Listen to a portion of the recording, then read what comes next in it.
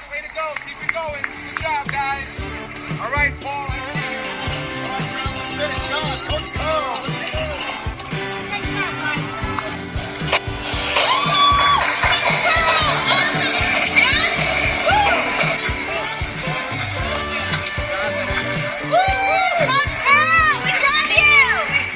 Hey there, it's Coach Curl here from Today's Leader, the Coach Curl podcast. Welcome to Leadership Lessons from Life. The Coach Curl podcast is brought to you by Think and Grow Business, the home of the Think and Grow Business Mastermind. If you're serious about growing your business, get serious and join a mastermind group today. Find out more at thinkandgrowbusiness.com.au. Hey there, and welcome. It's Coach Curl here, and welcome to Leadership Lessons, your midweek, your hump day boost, your leadership boost for the rest of the week. Have you ever noticed how some people bounce back from the losses or failure? Some get up, brush themselves off, they learn from it, and become better than what they originally were. Meanwhile, others fail, fall, and sometimes never get back up. So why is it that some people will bounce while others never learn? So what's the difference here? I believe firmly that it's inside of us. It's not in our environment, it's not in timing, it's not in people we know, it's not the externals.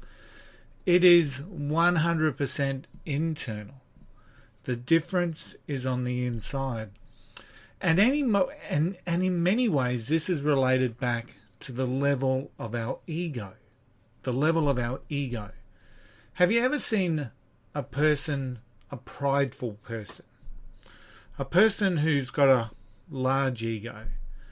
Have you ever seen a prideful person ever admit to a mistake? It's hard to recall.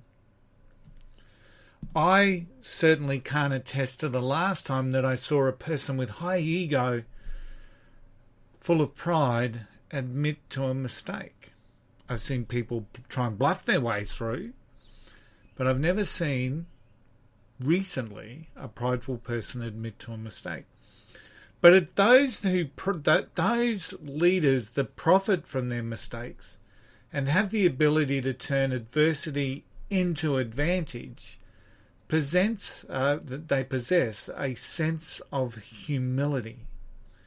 And therefore, they're not bound by this overwhelming sense of ego or self-importance. They have the capacity, because of this humility, they have the capacity to take on the lesson and learn from it, and subsequently they thrive. They allow their mistakes to be their teacher, and that's something that a prideful person won't do. So a person with humility allows their mistakes to be their teacher, and they are always ready for the lesson. It's inside us. It's inside us. And you may be thinking about an old quote or an old saying, the pride goes before a fall. And we often see that a prideful person won't be learning the errors of their way along the way until they get absolutely obliterated with a mistake. So people with humility have the ability to learn from their mistakes. In fact, there's a Benton once wrote that pride is concerned about who is right. Humility is concerned about what is right. So let me just repeat that. Pride is concerned about who is right, and humility is concerned about what is right. So that was Ezra Benton that wrote that. Pride causes people to justify themselves. Pride is a powerful thing. So just to be looking at it from both angles, pride is a powerful thing. To be proud of who you are and what you do, be proud of the standards that you bring, is absolutely a necessity for us to have in whatever it is that we do. We want to be proud of what we deliver. Of course we do. But with pride comes negative things, if we allow it. So often with pride we'll look for blame, because pride often causes us to justify, to react, and to blame things or blame others when things go wrong. It also causes us to be in denial. Instead of being objective around a loss or a failure or something that's gone wrong, when we're bound by pride, we don't face the reality. Of course we're thinking, it can't be us. We're in denial. And business is a great case in point here, because the highway of business is littered with company wrecks where leaders chose to ignore reality. Their pride kept them in denial stage. Pride also causes us to be rigid and inflexible because we believe we know the way. We know the way. We are the ones that know the way. And funnily enough, prideful people are also often insecure. And we see that quite often because a person that's prideful will often deflate others to keep themselves inflated. So they'll put others down so that they can feel better about themselves. And this is largely due to insecurity. So prideful people, one of the negative traits that they'll have is that they'll often be encompassed within this insecurity blanket, as opposed to a security blanket.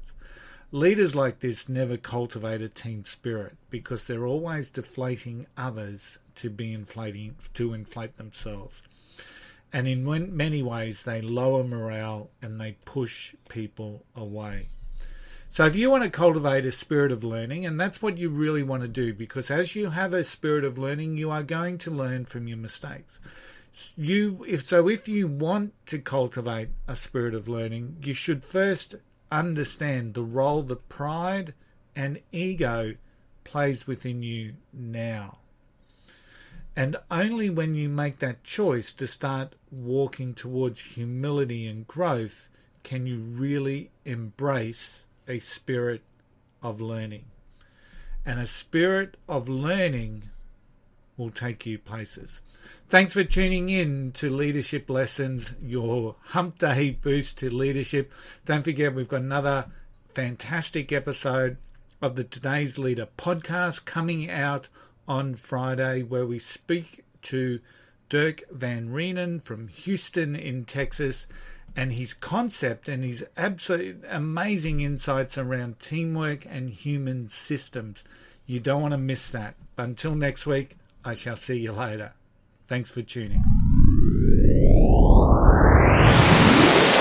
Hey, thanks for listening to our Leadership Lessons from Life session today. I hope it will provide impact in your leadership journey. Check out Think and Grow Business for all of your leadership development needs. If you want individual or team coaching, build better leadership behaviors in your organization, develop high-performing teams, the range of programs available at Think and Grow Business will certainly help you. Book your free 30-minute discovery call at thinkandgrowbusiness.com.au. Wherever you are, remember you are standing stronger, braver, and wiser.